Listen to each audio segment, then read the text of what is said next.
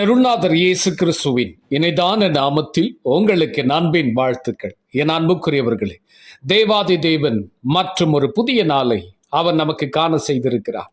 ஒவ்வொரு நாளும் நீங்களும் நானும் அருள்நாதர் இயேசு கிறிஸ்துவோடு கூட நடக்கின்ற பொழுது வேதம் சொல்லுகிறது. சங்கீதம் 9:9 வாசித்து பாருங்கள். சிறுமைப்பட்டவனுக்கு கர்த்தர் அடைக்கலமானவர், நெருக்கப்படுகிற காலங்களிலே அவரே தஞ்சமானவர். ஆமை சொல்லுங்களேன்.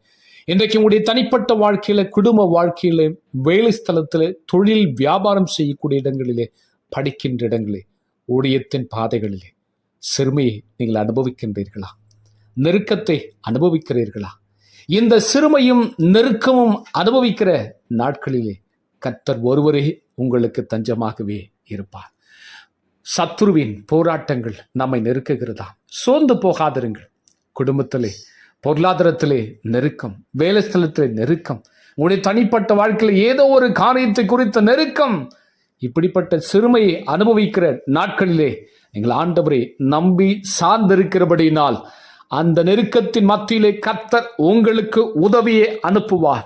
நெருக்கத்தின் மத்தியிலே சிறுமையை அனுபவித்த நாட்களுக்கு நிகராக என் ஆண்டவர் உங்களை ஒரு புதிய சந்தோஷத்தினால், மகிழ்ச்சியினால் நிறைத்து என் ஆண்டவர் உங்கள் தலையை உயர்த்துவார்.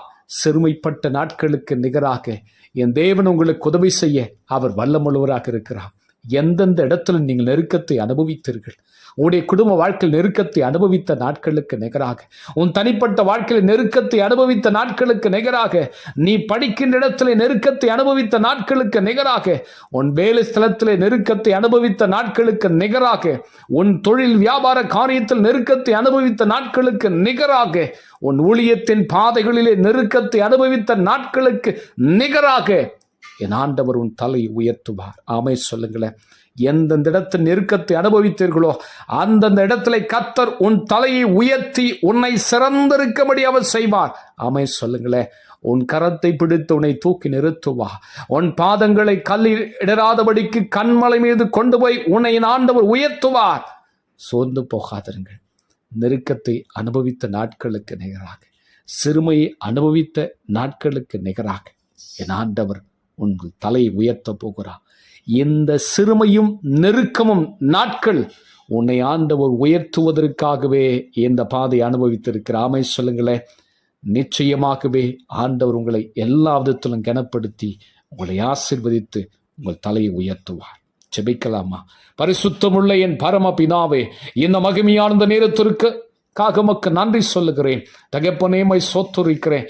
ஆண்டவரே, உடைய பிள்ளைகள் தன்னுடைய தனிப்பட்ட வாழ்க்கையில, குடும்ப வாழ்க்கையில, வேலையில, தொழில் வியாபார காரியத்தில், படிக்கும் இடத்துல, ஊழியத்தின் பாதையிலே சிறுமையும் நெருக்கத்தையும் அனுபவித்த நாட்களுக்கு நிகராக உடைய பிள்ளைகளை உயர்த்துவதற்காக ஸ்தோத்திரம். உங்களுடைய பிள்ளைகளுடைய தலையை நீர் கனப்படுத்துவதற்காக ஸ்தோத்திரம். உங்கள் பிள்ளைகளுடைய பெயரை நீர் உயர்த்தி கனப்படுத்துவதற்காக நன்றி சொல்லுகிறேன். உங்களுடைய கிருபை உடைய பிள்ளைகளை உயர்த்தட்டும் அப்பா. சிறுமையை நெருக்கத்தை அனுபவிக்க நாட்களுக்கு நேராக முடிய பிள்ளைகளை சரியாக மகிழ்ச்சிப்படுத்தி உங்க பிள்ளைகளை உயர்த்துவதற்காக உமக்கு நன்றி சொல்லுகிறேன். இந்த நாளுக்காக உமக்கு நன்றி. இந்த நாள் முழுதும் உடைய பிள்ளைகளை கரம் பிடித்து கர்த்தருடைய கரம் தூக்கி நிறுத்துவதற்காக உமக்கு நன்றி. தேவைகளை நிறைவாக சந்தித்து உம்முடைய பிள்ளைகளை ஆசீர்வாதத்தோடு கூட நடத்துங்க. இந்த வார்த்தை கேட்ட ஒவ்வொரு பிள்ளைகளுடைய ஆவி, ஆத்துமா, சரீரம் ஆள்கைக்கு போடுக்கிற இயேசு கிறிஸ்துவின் மூலம் வேண்டிக் கொள்கிறேன் பிதாவே. ஆமேன், ஆமேன். என் அன்புக்குரியவர்களே, சிறுமை நெருக்கத்தை அனுபவித்த நாட்களுக்கு நிகராக என் ஆண்டவர் உங்கள் தலையை உயர்த்துவார். God bless you.